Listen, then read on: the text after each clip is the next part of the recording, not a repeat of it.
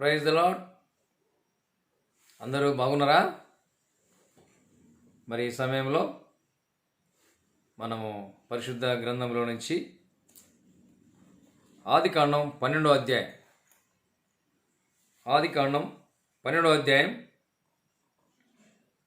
1, 2, 3, 4 వచనాలు చదువుకుందాం. నేను చదువుతుంటున్నాను, మీరు వినండి. యెహోవా, నీవు లేచి నీ దేశము నుండి, నీ బంధువుల యొద్ద నుండి, నీ తండ్రి ఇంటి నుండి బయలుదేరి నేను నీకు చూపించు దేశమునకు వెళ్ళుము. నిన్ను గొప్ప జనముగా చేసి నిన్ను ఆశీర్వదించి నీ నామమును గొప్ప చేయుదును. నీవు ఆశీర్వాదముగా నొందువు. నిన్ను ఆశీర్వదించు వారిని ఆశీర్వదించెదను, నిన్ను దూషించు వారిని శపించెదను. భూమి యొక్క సమస్త వంశములు నీ యందు ఆశీర్వదించబడునని అబ్రాముతో అనగా, యెహోవా అతనితో చెప్పిన ప్రకారము అబ్రాము వెళ్ళెను. లోతు అతనితో కూడా వెళ్ళెను. అబ్రాము హారాను నుండి బయలుదేరినప్పుడు 75 ఏండ్ల ఈడు గలవాడు. ప్రార్థన చేసుకుందాం. పరిశుద్ధుడా, ప్రేమగల తండ్రి, మరి ఈ సమయంలో ప్రభువా మమ్మల్ని తీసుకొచ్చిన లేఖన భాగం కొరకు మీకు ఎంతో వందనాలు. ఈ లేఖన భాగం ద్వారా మీరే మాతో మాట్లాడమని, మీ మెల్లని స్వరాన్ని వినే భాగ్యం మాకు దయచేయమని యేసుక్రీస్తు వారి పరిశుద్ధమైన నామంలో ప్రార్థించి వేడుకొంచున్నాం తండ్రి, ఆమెన్. ఇక్కడ మనము చూసినట్టయితే మనకి వీరికి అబ్రహాము మరి దేవుడు ఏ విధంగానైతే మరి ఆజ్ఞ ఇచ్చినాడో అదే విధంగా 2వ వచనంలో చూస్తాం. 1వ వచనంలో నేను నీకు చూపించు దేశమునకు వెళ్ళుము అన్నాడు. 2వ వచనంలో చూసితే నిన్ను గొప్ప జనముగా చేసి నిన్ను ఆశీర్వదించి నీ నామమును గొప్ప చేయుదును అంటున్నాడు. ఎప్పుడు గొప్ప చేస్తాడు? ఇది దేవుడిచ్చిన వాగ్దానాన్ని మనము కొంతమంది ఏం చేస్తామంటే ఈ వాగ్దానం నిన్ను ఆశీర్వదించి నామను గొప్ప చేయుదును అన్నాడు కదా, దేవుడు నన్ను గొప్ప చేస్తాడు అనుకుంటుంటాం. కానీ పై వచనంలో ఏముందంటే నేను నీకు చూపించు దేశమునకు వెళ్ళుము అనుంది.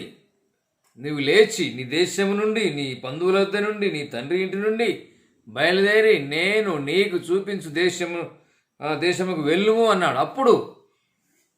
అప్పుడు ఈ ఆశీర్వాదం, ఈ వాగ్దానం మనకు కూడా వర్తిస్తుంది, దేవుని మాటకు. అందుకని కింద మనం చూసుకున్నాం. చూడండి, 4వ వచనంలో యెహోవా అతనితో చెప్పిన ప్రకారము అబ్రాహాము వెళ్ళెను అని రాయబడింది.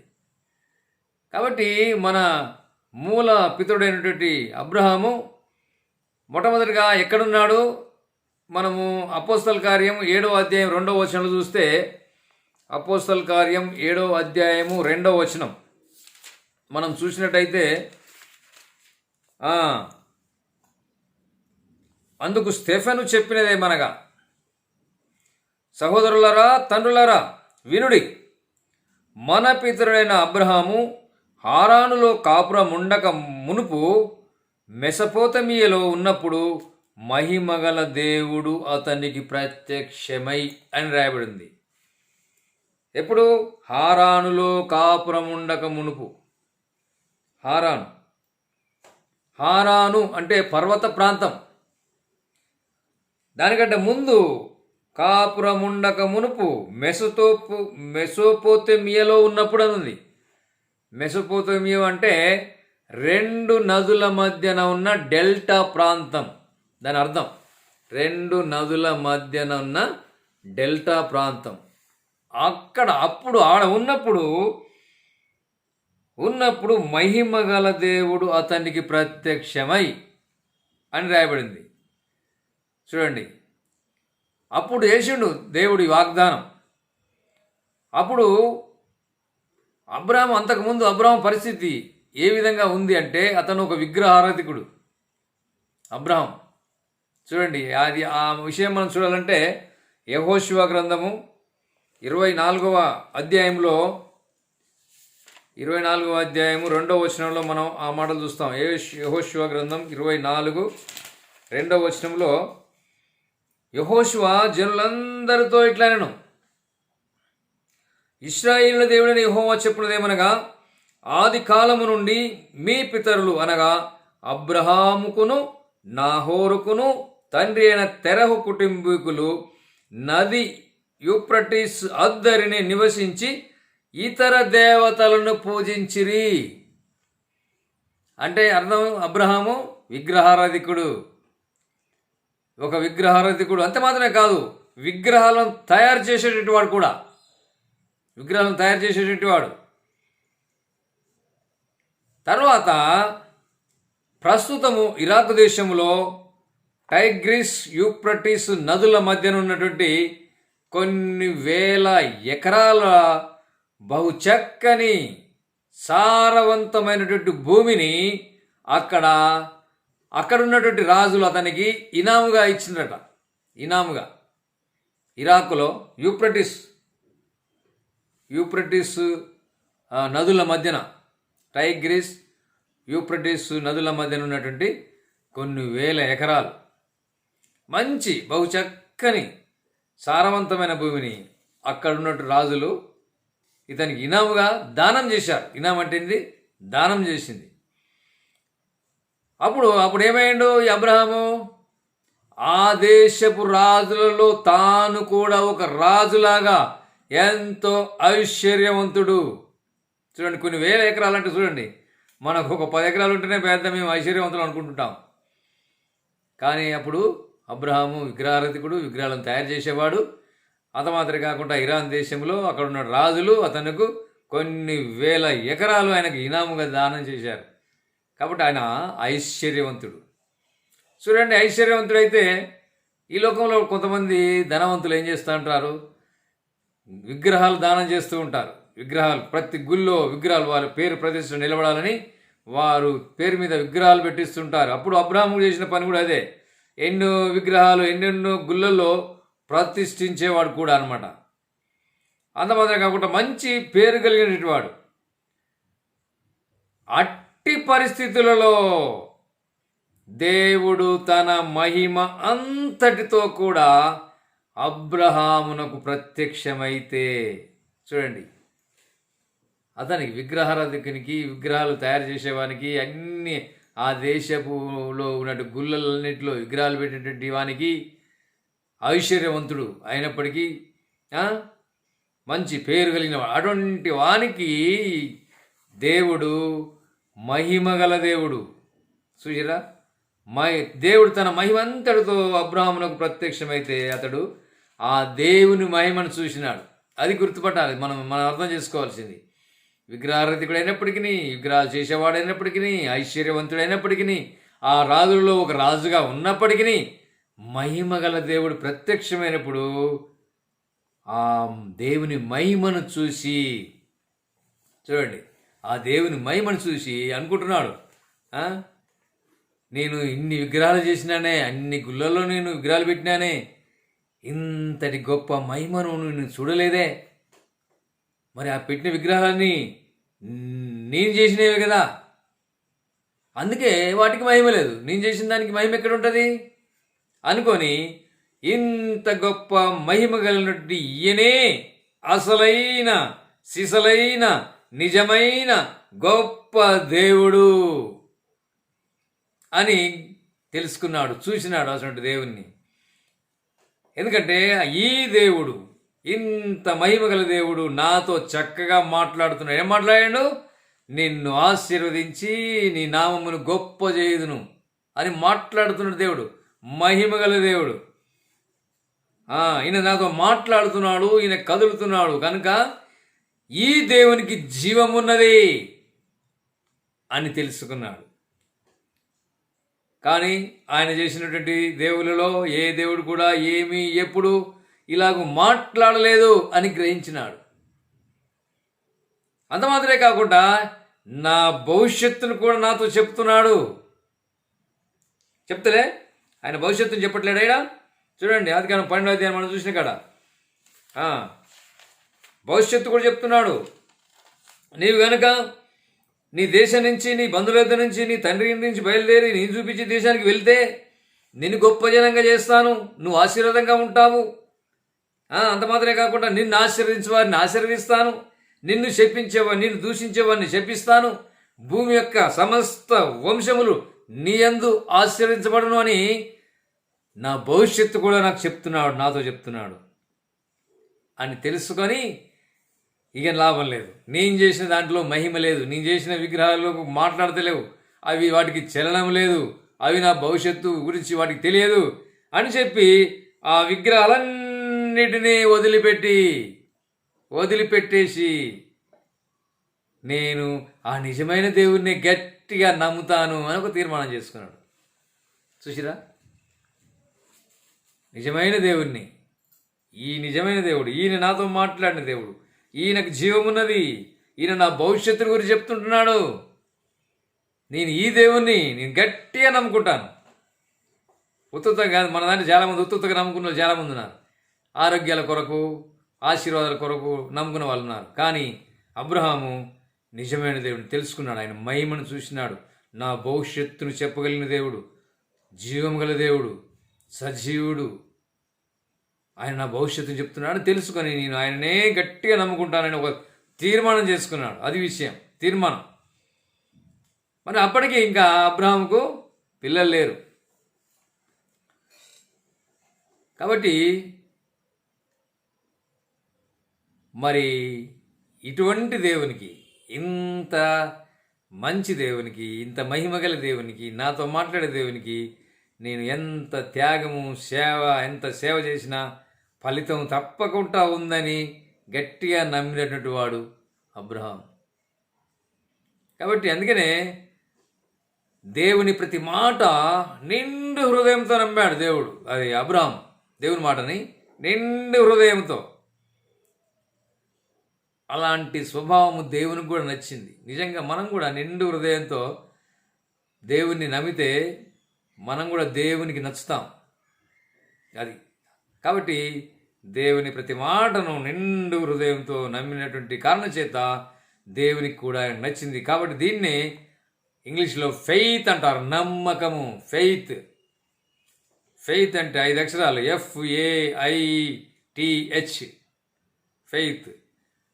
ఎఫ్ అంటే ఫర్సేకింగ్, ఏ అంటే ఆల్, ఐ అంటే ఐ, టీ అంటే ట్రస్ట్, హెచ్ అంటే him. So faith, forsaking all I trust him.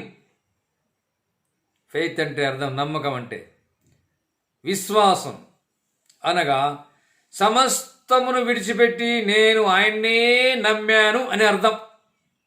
ఇది దీనికి అర్థం ఫెయిత్ అంటే.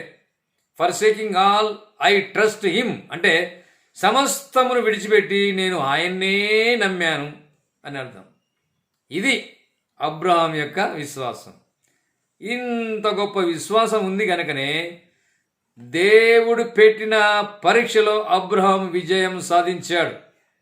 ఒక పరీక్ష పెట్టినాడు అబ్రహాంకి, ఆదికాండం 22వ అధ్యాయంలో. ఆ పరీక్షలో ఇంత నమ్మకం ఉన్నటువంటి, ఇంత విశ్వాసం ఉన్నటువంటి అబ్రహాం కాబట్టి ఆయన ఆ విజయం సాధించాడు. మనం మామూలు ఏదో విశ్వాసం ఏదో అంటే మనం ఆ విజయం సాధించలేము. అబ్రహాం లాంటి విశ్వాసాన్ని, అంత తీర్మానం, సమస్తమును విడిచిపెట్టి నేను ఆయననే నమ్మాను అనేటువంటి గట్టి నమ్మకం కనుక మనం ఉంటే ఎటువంటి పరీక్షలోనైనా మనం కూడా నెగ్గుతాం. అందుకని అంటున్నాడు అక్కడ ఎంత పరీక్ష, ఒక పరీక్ష 12, నీవు లేచి నీ దేశము నుండి, నీ బంధువుల నుండి, నీ తండ్రి ఇంటి వారిని విడిచి నేను నీకు చూపించే దేశానికి రమ్మనగానే ఉన్న పాటున మనమైతే ఎన్నో 1,00,000 ప్రశ్నలు వేస్తాం. రమ్మంటున్నావు కదా ప్రభు, ఎక్కడికి రావాలి నేను? నువ్వు రమ్మనో బాగానే వస్తా, నేను ఎక్కడికి రమ్మంటావు?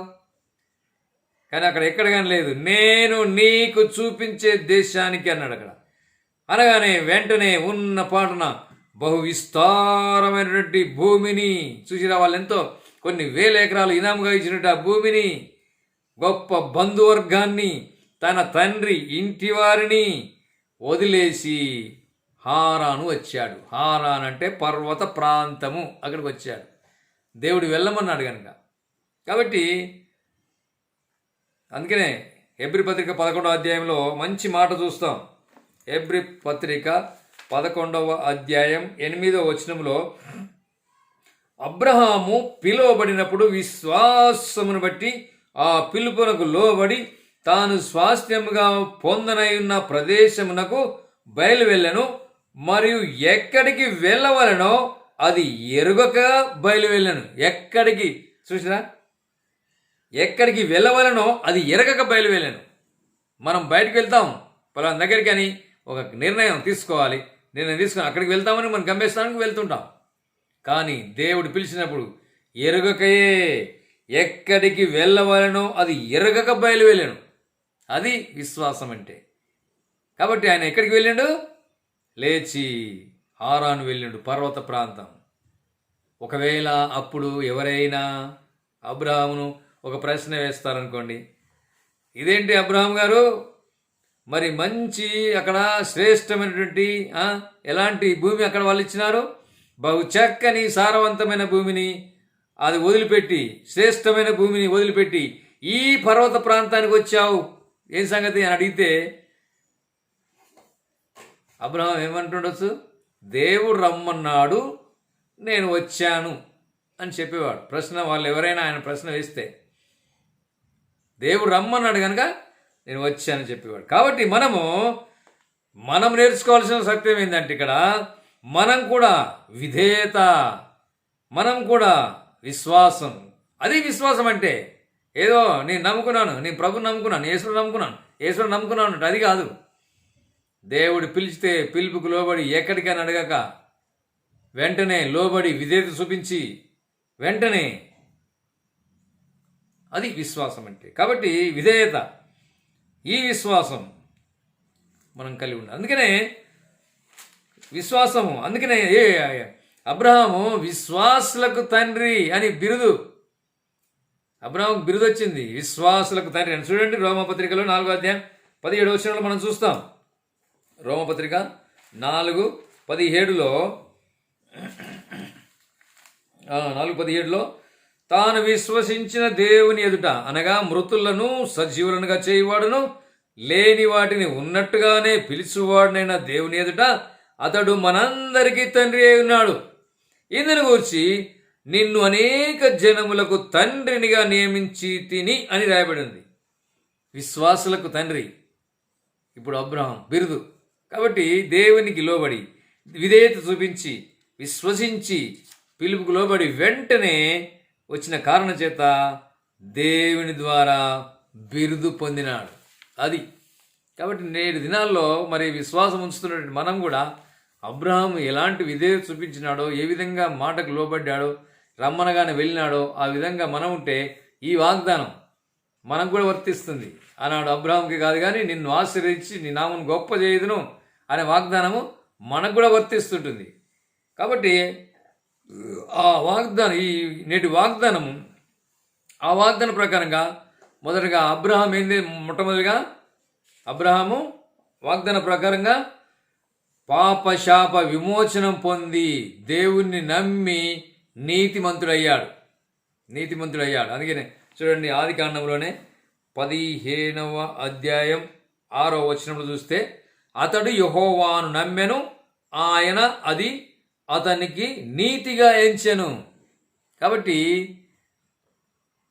ఈ అబ్రహాం ఏమైంటున్నాడు? ఇప్పుడు దేవుని నమ్మిన కారణం చేత, విశ్వాసం ఉంచిన కారణం చేత పాపంలో నుంచి, శాపంలో నుంచి విమోచించబడి దేవుణ్ణి పొంది, దేవుణ్ణి నమ్మి నీతిమంతుడయ్యాడు. చూసిరా, నీతిమంతుడు, అదే ఆశీర్వాదం అంటే.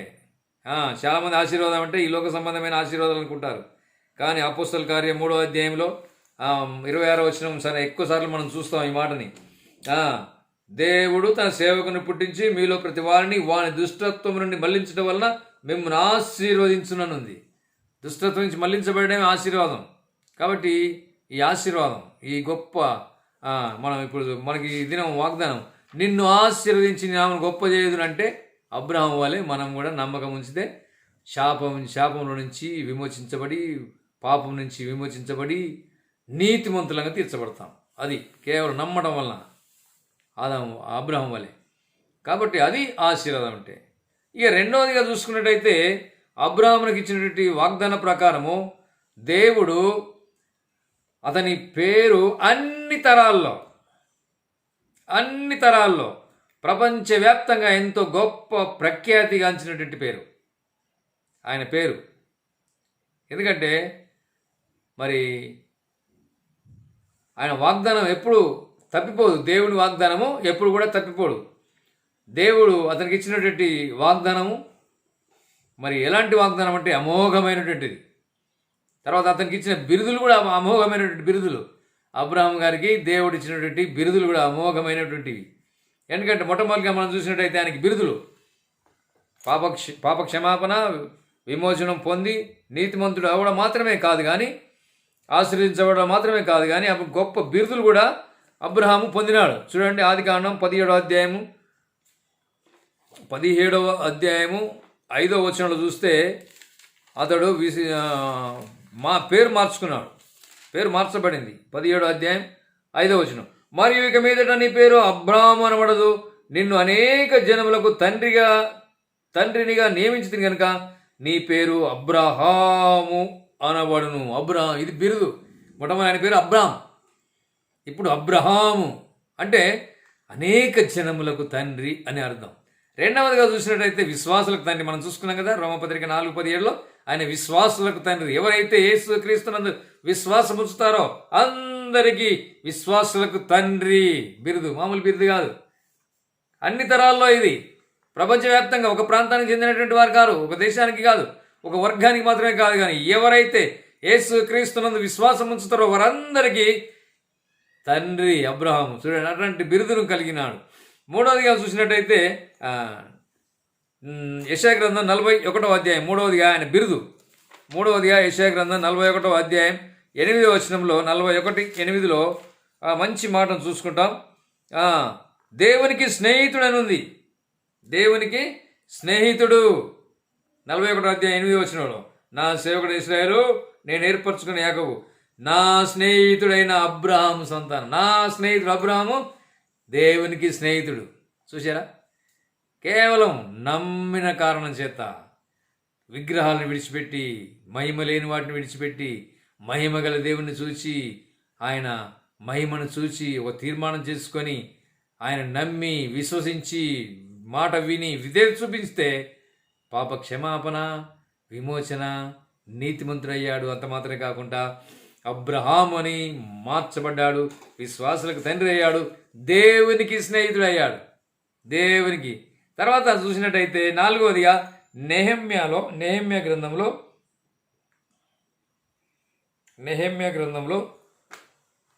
9వ అధ్యాయం 8వ వచనంలో, నెహెమ్యా 9:8లో అతడు నమ్మకమైన మనస్సు గలవాడని ఎరిగి. నమ్మకమైన మనస్సు గలవాడు. చూసిరా, దేవునికి. మామూలు మనుషులే కాదు, మనుషులే అంటారు అబ్బా ఇంత నమ్మదగిన మనిషే అని మనుషులు అనుకుంటుంటారు, కానీ దేవుడు అంటున్నాడు నమ్మకమైన మనస్సు గలవాడు. అంత మాత్రమే కాకుండా 5వదిగా ఆదికాండం 22వ అధ్యాయం 12వ వచనంలో దేవునికి భయపడేవాడు. అబ్రహాము నీవు దేవునికి భయపడినందున ఉంటుందాడ, దేవునికి భయపడినవాడు. 6వదిగా చూస్తే అబ్రహాము ఒక ప్రవక్త. ఆదికాండంలోనే 20వ అధ్యాయం 7వ వచనం చూస్తాం, ఆయన ఒక ప్రవక్త. చివరిగా మనం చూసినట్టయితే ఆదికాండం 14వ అధ్యాయంలో ఈ అబ్రహాము ఆదికాండం 14వ అధ్యాయంలో 18-20 చూస్తే, మరియు షాలేము రాజైన మెల్కీసెదెకు రొట్టెను ద్రాక్షరసము తీసుకుని వచ్చాను, అతడు సర్వోన్నతులకు దేవునికి యాజకుడు. అప్పుడు అతడు అబ్రహామును ఆశీర్వదించి ఆకాశమునకును భూమికి సృష్టికర్త అయిన సర్వోన్నత దేవుని వలన అబ్రహాము ఆశీర్వించబడును గాక. అంటే ఇక్కడ మొట్టమొదటిగా సంఘ దర్శనం కలవాడు అబ్రహాము. లోకానికి దాన్ని తెలిపినటువంటి వాడు కూడా అబ్రహామే. సంఘ దర్శనాన్ని సేవకుడు, మెల్కీసెదెకు అంటే సేవకుడు.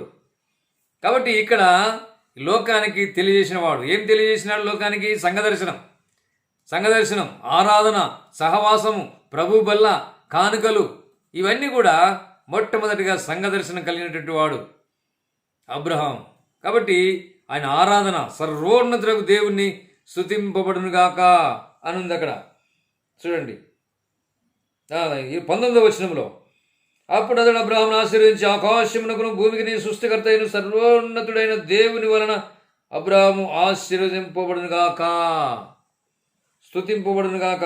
20వ వచనంలో, నీ శత్రువులను నీ చేతికి అప్పగించి సర్వోన్నతులకు దేవుడు స్తుతింపబడునుగాక. అంటే స్తుతి ఆరాధన సర్వలోకానికి దర్శనం అందరికి తెలిసిన దాని లోకానికి అంతనికి తెలిపినటువంటి వాడు. కాబట్టి సహవాసాన్ని తెలిపినవాడు. సహవాసం అంటే దేవుడు మానవుడు కలుసుకొనుట. సహవాసం అంటే అర్థం దేవుడు మానవుడు కలుసుకొనుట. ఇక్కడ అబ్రహాము మెల్కీసెదెకు అబ్రహాము కలుసుకున్నారు, ఇది సహవాసం. ఇక్కడ మనము మనిషి దేవుడు మానవుడు కలుసుకున్నట ఆ సహవాసం. ప్రభు బల్ల ద్రాక్షరసము రొట్టె, ప్రభు బల్ల. తర్వాత కానుకలు చూసినట్టయితే మనం చూస్తాం చివరిగా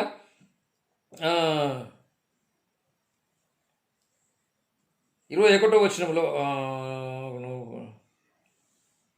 నీవు సరప్పుడు 20వ వచనంలోనే, అప్పుడు అతడు అన్నిటిలో ఇతనికి 10వ వంతు ఇచ్చాను. అది లోకానికి అంతటి కూడా దశమ భాగాన్ని గురించి కూడా అబ్రహామే తెలిపినటువంటి వాడుగా ఉంటున్నాడు. కాబట్టి ఈ విధంగా దేవుడు అబ్రహాం యొక్క జీవితాన్ని ప్రపంచ విశ్వాసులందరికీ కూడా ఒక గొప్ప మాదిరిగా ఉంచాడు, గొప్ప మాదిరిగా. కాబట్టి మన దేవుడే అబ్రహామునకు గొప్ప కీర్తిని దయచేశాడు. కాబట్టి మనకు కూడా దేవుని సకల వాగ్దానాలు మనం నెరవేర్చబడాలంటే, దేవుడిచ్చిన వాగ్దానాన్ని మన పక్షాన నెరవేర్చబడాలంటే అబ్రహాము మార్గదర్శిగా ఉన్నాడు, మాదిరిగా ఉన్నాడు. కనుక అబ్రహాము ఏమైతే విడిచిపెట్టినాడో, విగ్రహాలు విడిచిపెట్టినాడు. మనలో ఇంకా ఏమున్నాయి? విగ్రహాలు అనగానే మనం బొమ్మలు, తయారు చేసిన బొమ్మలు అనుకుంటాం. కానీ యెహెజ్కేలు గ్రంథంలో ఒక మాట ఉంటుంది. యెహెజ్కేలు గ్రంథంలో 14వ అధ్యాయంలో, యెహెజ్కేలు 14వ అధ్యాయంలో 3వ వచనంలో, నరపుత్రుడా, ఈ మనుషులు తమ హృదయములలో విగ్రహములను నిలుపుకొని దోషము పుట్టించు అభ్యంతరము తమ ఎదుటనే పెట్టుకొని ఉన్నారు అంటున్నాడు. మనం విడిచిపెట్టవలసినవి అబ్రహాము విడిచిపెట్టినాడు, విగ్రహాలను విడిచిపెట్టినాడు, మహిమగల దేవుణ్ణి మహిమను చూసినాడు. ఈయనే నాతో మాట్లాడిన దేవుడు, ఈయనే నాకు జరగబోయే సమస్తాన్ని తెలియజెప్పినవాడు, ఈయనే జీవం గలవాడు అని తెలుసుకున్నాడు, నమ్మినాడు. నమ్మిన కారణం చేత ఆయన క్షమించబడ్డాడు, పాప క్షమాపణ పొందినాడు, మారు మనసు పొందినాడు, విమోచన కలిగించబడ్డాడు, నీతిమంతుడయ్యాడు. అంత మాత్రమే కాకుండా ఎన్నో బిరుదులు దేవుని ద్వారా పొందినాడు. అంత మాత్రమే కాకుండా సర్వలోకానికి, సర్వ ప్రజలకు, ప్రపంచ ప్రజలందరికీ కూడా ఒక క్రమము, ఆరాధన క్రమము, సహవాస క్రమము, బల్ల క్రమము, కానుకల క్రమము అన్నీ కూడా నేర్పిన వాడుగా ఉంటున్నాడు.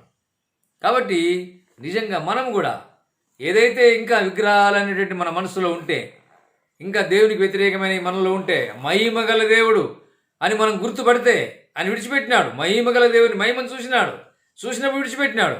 నిజంగా ఆయన మహిమగల దేవుడు అని మనం అనుకుంటే, మనలో ఇంకే విగ్రహాలు ఉన్నాయో వాటిని విడిచిపెట్టి మనం ఆ మహిమగల దేవుణ్ణి నమ్మి విశ్వాసం ఉంచి, ఎంత మంచి విశ్వాసము! అబ్రహాము ఉంచినటువంటి విశ్వాసము. సమస్తమును విడిచిపెట్టి నేను ఆయన్నే నమ్మాను, అది విశ్వాసం. ఆ విశ్వాసాన్ని కలిగి ఉండాలి. విశ్వాసం అంటే నేనేదో నమ్ముకున్నాను కాదు, కానీ అబ్రహాము విశ్వాసం నమ్మాను, అది అతనికి నీతిగా ఎంచబడను. అబ్రహాము దేవుని నమ్మాను, అది నీతిగా ఎంచబడను. కాబట్టి మనం నమ్మినామంటే అది నీతిగా ఎంచబడాలి. కాబట్టి మనం విధేయత చూపించాలి. మనం ఆ విధమైన విశ్వాసం మనం కలిగి ఉంటే అబ్రహామును ఆశీర్వదించిన దేవుడు ఆ అబ్రహాముకి ఇచ్చిన వాగ్దానాన్ని మన పక్షాన కూడా నెరవేరుస్తాడు. నిన్ను ఆశీర్వదించి నీ నామమును గొప్ప చేయుదును అనే వాగ్దానాన్ని మనం కూడా స్వతంత్రించుకుంటాం. ఆ విధంగా దేవుడు మనకు సాయం చేయనుగాక. Praise the lord.